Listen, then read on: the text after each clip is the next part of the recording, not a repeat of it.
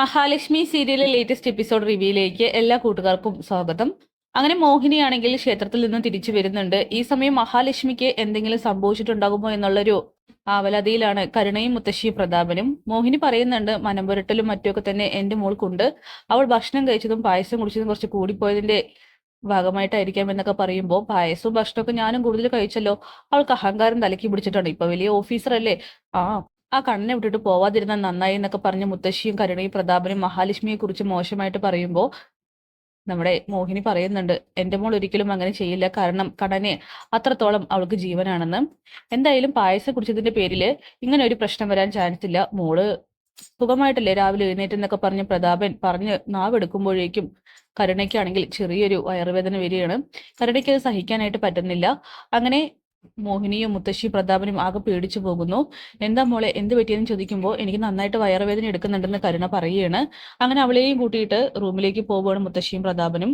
പിന്നീട് പോലീസ് സ്റ്റേഷനിലേക്ക് എത്തിയിട്ട് ആ എസ് ഐയുമായിട്ട് സംസാരിച്ചു കൊണ്ടിരിക്കുകയാണ് മാർക്ക്. സാഗർ ഒരിക്കലും തെറ്റ് ചെയ്യില്ല, ഇതാ മേഘനാഥന്റെ പണിയായിരിക്കും എന്നൊക്കെ പറയുമ്പോൾ, ഇതൊന്നും നമുക്ക് കോടതിയിൽ ചെന്ന് പറയാൻ പറ്റില്ല. കോടതിയിൽ ചോദിക്കുന്നത് തെളിവുകളായിരിക്കും എന്ന് പറയുന്നു. ആ തെളിവ് ഞാൻ ഉണ്ടാക്കി തരാമെന്ന് മാർക്കോ പറയുന്നുണ്ട്. അവനെ വിശ്വസിച്ച് വന്നൊരു പെൺകുട്ടി ഉണ്ടെന്നൊക്കെ പറഞ്ഞ് മാർക്കോയാണെങ്കിൽ സാഗറിനെ സപ്പോർട്ട് ചെയ്ത് സംസാരിക്കുകയാണ്. എസ് ഐ പറയുന്നുണ്ട്, അവന്റെ കഴിഞ്ഞ കാലം വെച്ച് നോക്കുമ്പോൾ ഇതൊക്കെ ചെയ്യാൻ ഒരുപാട് ചാൻസ് ഉണ്ടെന്ന്. എന്തായാലും സാഗറിനെ കാണാനായിട്ട് മാർക്കോ പോകുന്നുണ്ട്. താൻ തെറ്റ് ചെയ്തിട്ടില്ല എന്ന് സാഗർ ആവർത്തിച്ച് ആവർത്തിച്ച് പറയുമ്പോൾ, അങ്ങനെ നീ തെറ്റ് ചെയ്തിട്ടുണ്ടെങ്കിൽ നിന്നെ ശിക്ഷിക്കുന്നത് കോടതിയായിരിക്കില്ല, ഞാനായിരിക്കുമെന്ന് പറയുന്നു. മഞ്ജുവിനെ കൈവിടരുത്, ഞാൻ ഇറങ്ങുന്നത് വരെ അവളെ സംരക്ഷിച്ചോളണം. ആ മേഘനാഥൻ അവളെ കൊത്തി വലിക്കാനായിട്ട് കാത്തിരിക്കുകയാണെന്നൊക്കെ സാഗർ പറയുമ്പോൾ, അവളെ കുറിച്ചൊന്നും ഓർത്ത് നീ വിഷമിക്കേണ്ട, ഞാൻ നോക്കിക്കോളാം എന്ന് സാഗറിന് മാർക്കോ വാക്ക് കൊടുക്കുകയാണ്.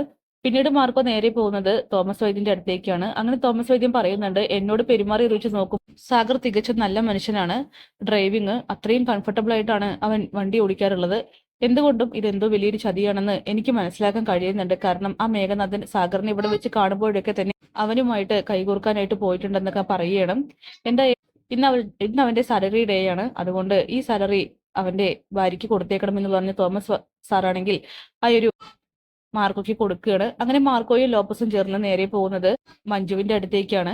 എന്നിട്ട് മഞ്ജുവിനോട് കാര്യങ്ങളൊക്കെ തന്നെ പറയുന്നുണ്ട്. മഞ്ജു പറയുകയാണ്, ഇത് ചതിയാണ്, എന്റെ സാഗരേട്ടൻ ഒരിക്കലും ഇങ്ങനെയൊന്നും ചെയ്യില്ലെന്ന് പറഞ്ഞുകൊണ്ട് അവളാണെങ്കിൽ പൊട്ടിക്കരയുകയാണ്. അങ്ങനെ മാർക്കോയാവട്ടെ ആ സാലറി എടുത്ത് മഞ്ജുവിന് കൊടുക്കുന്നുണ്ട്. എന്തായാലും ഇനി മാർക്കോയുടെ അടുത്ത അടുത്ത പരിപാടി ആ മേഘനാഥനെ കണ്ട് സത്യങ്ങൾ പുറത്തു കൊണ്ടുവരിക എന്നത് തന്നെയാണ്. അപ്പൊ കാത്തിരിക്കാൻ നമുക്ക് ആ കിടിലൻ എപ്പിസോഡ്സിനായിട്ട്. ബൈ.